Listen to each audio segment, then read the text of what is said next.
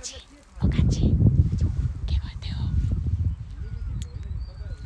दिदी के छ हामीलाई राम्ररी बनाइदिने दिदी हो अनि मलाई चाहिँ नराम्ररी बनाइदिने तिमीलाई राम्ररी बनाउँछ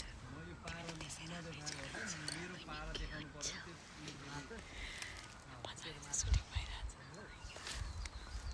मेरो कपाल पार्दैन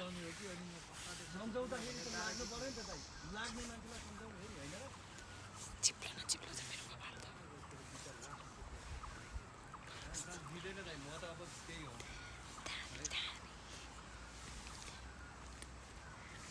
आयो आयो